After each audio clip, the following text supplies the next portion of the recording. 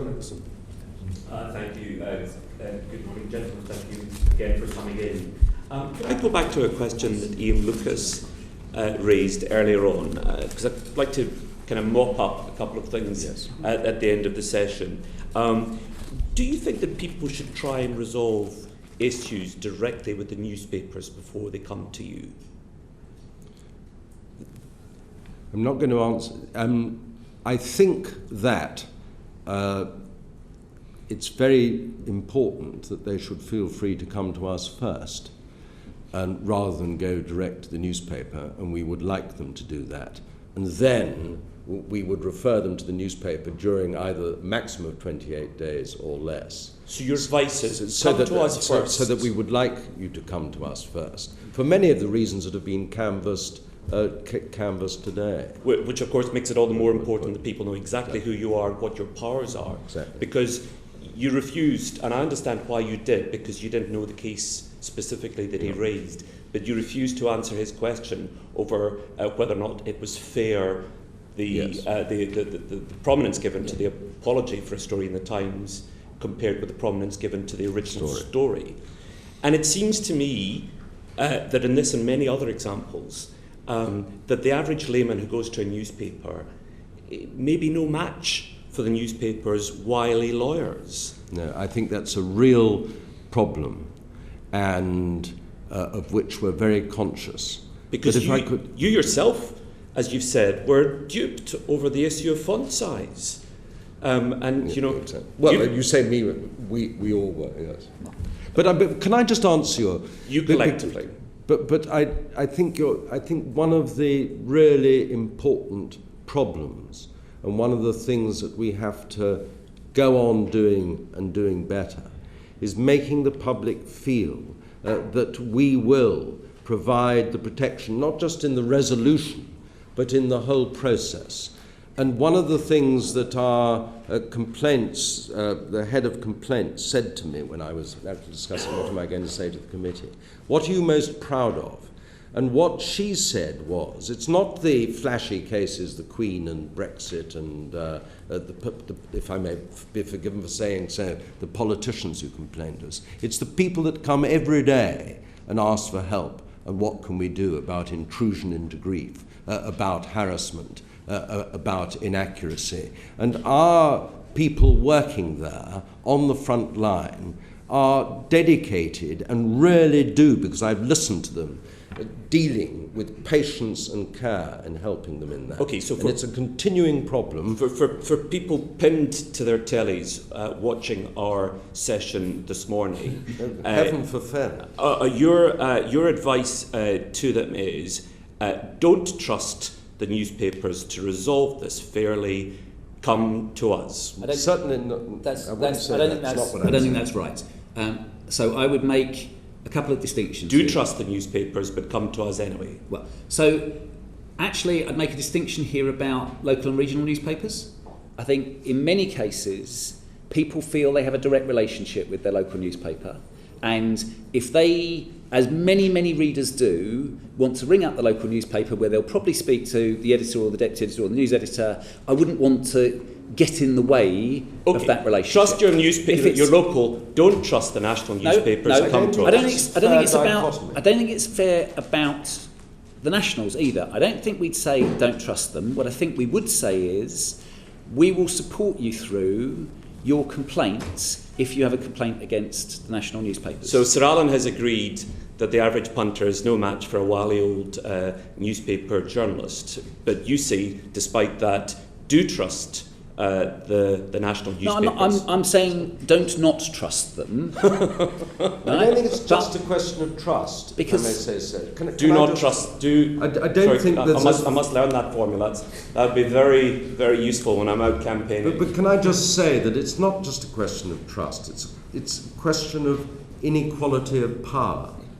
That the public perception of the power of the press is such that, of course, they're diffident and frightened of approaching directly. And they've different interests.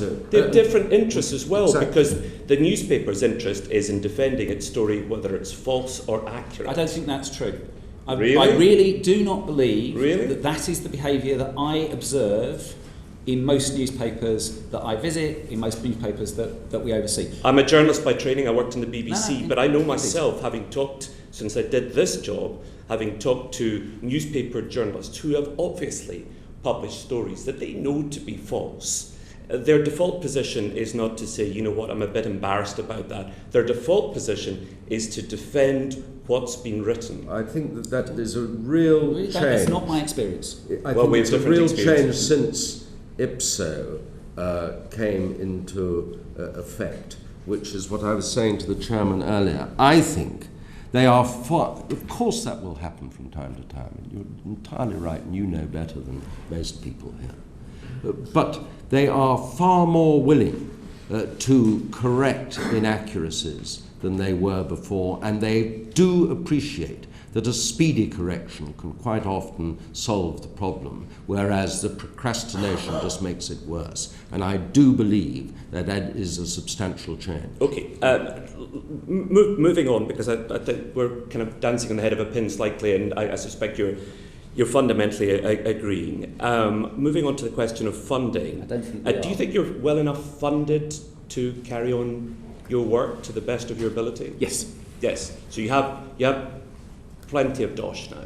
We have enough. Okay. Because I was quite intrigued that Sir Alan talked about going to court to enforce rulings if newspapers didn't play along. I don't need to tell you, that's an expensive business. Yes. Have you got enough money in the bank to take on expensive, long-running legal action? Well, it wouldn't be particularly long-running specific performance. It would just be a question of going and getting an application. I don't believe in those sorts of cases it would be particularly long-running, but we have an agreement with the RFC that they will fund our legal expense in such a case. With no ceiling on the amount that you spend. So in other words, if you ran into a bad patch and you were taking lots of legal action, you would have plenty of money to pay for it, or adequate funds. I don't envisage that. But I just wanted to clear that up. Can we move on to the question of online content? And perhaps you could explain what, if any, powers you have over newspapers' online content. We have the same powers over newspapers' online content that we do over their printed content. Okay, so there was a well-known story, though, wasn't there, relatively recently about concerning the Daily Mail and Tom Cruise. And the Daily Mail refused to defend its journalism on the line that it was online content, but written in the United States, though available to people here. And as I think you may know, Mr. Nicolson, we've launched a review of how our regulations apply to online digital publishers. It does seem to me, intuitively, if you have a piece of content which is written in the United States, is about a US citizen, is edited in the United States and is aimed at a United States audience, it seems slightly odd that comes under the UK regulator. I mean, I think there's a point of view that except I don't know about you, but I don't look at online stories and speculate about where the journalist's concerned. Well, this is one of the whole problem about regulation, that if you don't, and none of us do, then what is the sort? Because there'll be online. This is the whole problem about considering regulation apart from the whole of the web and digitalization, which hasn't begun to be grappled with while you have BuzzFeed, while most of our children communicate. Their journalism isn't edited journalism; it's one story sent on Snapchat or precisely. So if I'm an editor, one of these editors that Mr. T doesn't not trust, and I want to evade your clutches, I'll just make sure that my team in America write the story, and that leaves me completely free to say what I want. And in fact, I can be so disdainful of you and the process that I won't even bother responding. So that is the whole point of doing the review that we're currently doing, to see whether there is a better definition than we currently have that would demarcate which content should be covered by the UK regulator and which shouldn't. I mean, you could have a system, but Parliament hasn't yet decided to have a Chinese system whereby every online story that comes in here is regulated or banned or whatever by the state, so that until you Well, grapple no one's suggesting with that, obviously. no. Well, it does raise a real problem about where the story has been the subject of editorial control, and you're quite right that this is, if I may say so, that it is an enormous problem where the editorial process and the journalist process takes place in a country, for example, where there's no regulation at all. But how do you even know it's true? How do you attempt to establish whether it's true? Say the Daily Mail writes a story here. It knows that this story is a bit, let's be generous, edgy, and it decides that it's going to put an American-based reporter's byline on it in order to evade your jurisdiction. So what you are doing is amply illustrating why we're carrying out this review and why carrying out this review is difficult. At the moment, the regulations as they stand are still extant and still apply. So this is you would recognise this as a weakness. I think I would recognise that Not a weakness, perhaps. I would recognise that when IPSO was set up, the digital world was simpler than it is now in terms of where people published from and how editorial control was exerted over pieces of content. And that's what we're trying to look at to recognise that that's moved on. Okay, so your powers are out of date. Oh, I think we recognise that our powers, were intended to apply to the context of controlling a printed press in the media of the way most people scroll through their information and their news every day could arguably be regarded as out of date, and was before the Leveson inquiry started. Because you'll recall that one of the great criticisms was he didn't begin to grapple with the problem of the way most people receive their journalism. Yes, because as we know, what newspapers can now do is that they can publish an article which they know will comply with regulations, but then they'll offer a juicy tidbit. It's called clickbait, isn't it? So they'll get you to click and go online, and then especially if they're hiding offshore in the United States or hiding their journalists offshore, then they can really say what they like. So you're seduced by the newspaper story and taken off into an online world where there's less or no regulation. What is the solution? What is the solution? Sir Alan? Because I haven't got a solution yet. And if you read, the latest one on freedom of speech, the Mr. Garth Ash's volume, which I think is probably the best thing on free speech recently, that is completely devoted to this problem of the dissemination, instant dissemination across the world of news and information and journalism, masses of it unedited, one click away. Remember that headline. It would be absurd for me to give a solution today. All I can assure you is that this is one of the purposes in the review on which we've embarked. I'm not underestimating any of the problems that you've outlined in the course of the day, but I noticed, Sir Alan, that you gave a quote to The Guardian in which you said, "We're much better than nothing," or actually I think your exact words were, "We're much, much better than nothing," which was... that sounds pretty pessimistic. It does sound very pessimistic, but I have a sense of slight gloom hanging over your evidence in the course of today, because I think, to summarise, you've said that you've issued no fines at all. Almost no one is phoning your whistleblower helpline. You've never made an order for equal prominence of headlines, regardless of the story, since you're established. And all of this just creates a sense of slight toothlessness. And I wonder if you recognise that when you were set up, and I know you had a very difficult birth, but when you were set up, there was a lot of criticism. A lot of people said that this is the industry body and it will not be able to deliver.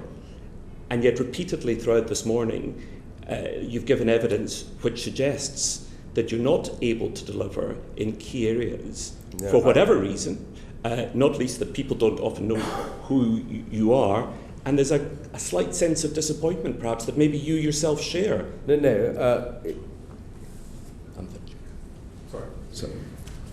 I'm very sorry, that's a bad way of putting myself forward.